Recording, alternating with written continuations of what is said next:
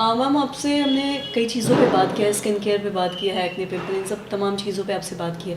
मैं आज आपसे जानना चाहूँगी जेनिटल स्किन केयर पे। मैं आपसे जानना चाहूँगी कि किस तरीके से इसका स्किन केयर करें, क्या कुछ है, आपसे विस्तार में जानना चाहेंगे। थैंक यू वेरी मच मुस्कान ये टॉपिक चुनने के लिए, क्योंकि एक जेनिटल स्किन ऐसा एरिया है जिसको हमेशा निगलेक्ट किया जाता है। लोग इसके बारे में बात करने में हिचकिचाते हैं। जेनिटल एरिया एक निगलेक्टेड एरिया है, तो इसको हाइजीन रखना सबसे ज़्यादा ज़रूरी है। आप जो अंडर पैंट्स यूज़ कर रहे हैं वो प्रेफरेबली कॉटन के होने चाहिए और उसको अच्छे से धोना है। एक बार पहना हुआ कपड़ा ज़्यादा रिपीट नहीं करना, उसको गर्म पानी में धो के अच्छे से सनलाइट में सुखाना है। बहुत बार फ्रिक्शन के वजह से या पसीने के वजह से वहाँ पे इचिंग के प्रॉब्लम, फंगस का इन्फेक्शन होने की ज़्यादा चांसेस रहते हैं। महिलाओं में बहुत बार कैंडिडियासिस की परेशानी होती है या टीनिया या फंगस का जो इन्फेक्शन है, दांत दिनाई जिसको बोलते हैं, वो बहुत बड़ा कॉमन हो गया है। तो इसके लिए एक तो हाइजीन मेंटेन करना, लूज़ कपड़े पहनना सबसे ज़्यादा ज़रूरी है।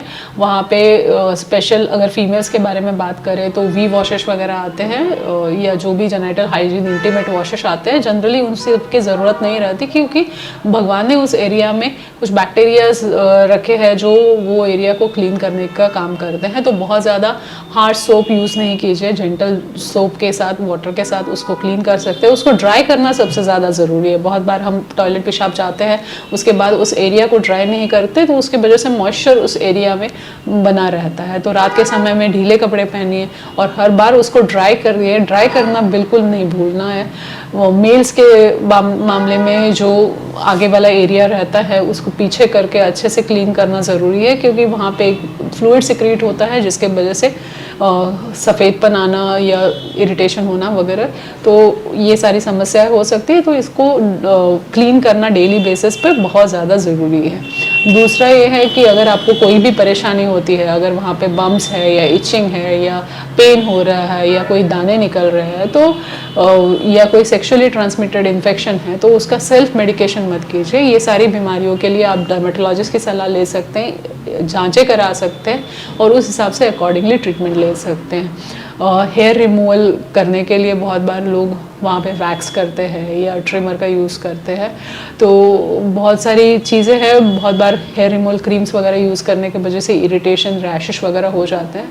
तो ट्रिमिंग करना सबसे आसान तरीका है। अगर आप चाहते हैं तो लेज़र हेयर रिमूवल भी करा सकते हैं वो एरियाज़ में, बट हाइजीन मेंटेन करना, हेयर शॉर्ट रखना या प्रॉपर प्रोडक्ट्स यूज़ करना, बहुत ज़्यादा फ्रेगरेंस वाली चीज़ें वगैरह वहाँ पे ना यूज़ करें और इन सब चीज़ों से जुड़ी हुई प्रॉब्लम्स को अनदेखा ना करें, क्योंकि उससे और दूसरी समस्याएं हो सकती हैं।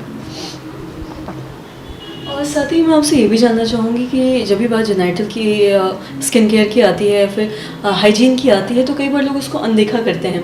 और साथ ही मैं आपसे जानना चाहूँगी, कई बार होता है कि इससे रैशेज हो जाते हैं बैक पे या फिर ऐसा, तो ये सब किन कारणों से होता है? क्या ये भीगे कपड़े इन सब पहनने की वजह से? हाँ, फंगस का इन्फेक्शन है वो ये एरिया में बहुत ज़्यादा कॉमनली होता है, क्योंकि थाइस जुड़े हुए रहते हैं, बटक्स का एरिया रहता है और बैठने का काम आजकल बहुत ज़्यादा बढ़ गया है। तो पसीना जो है, कपड़े एक जगह पे चिपकना ज़्यादा कॉमनली हो गया है।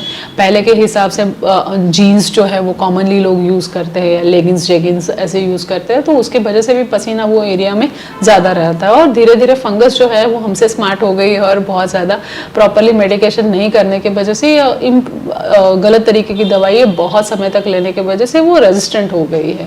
तो उसके वजह से इन्फेक्शन ट्रीट करना डिफ़िकल्ट हो जाता है। बहुत बार इन्फेक्शंस क्या होते हैं कि एक दूसरे की चीज़ें इस्तेमाल करने के वजह से शेयर हो जाते हैं या हस्बैंड से वाइफ को, वाइफ से हस्बैंड को शेयर हो जाते हैं। तो इसीलिए घर में सबकी हाइजीन बहुत ज़्यादा ज़रूरी है, क्योंकि ये समस्या है हम एक दूसरे को, स्पेशली पार्टनर्स एक दूसरे को शेयर करते हैं, इसीलिए।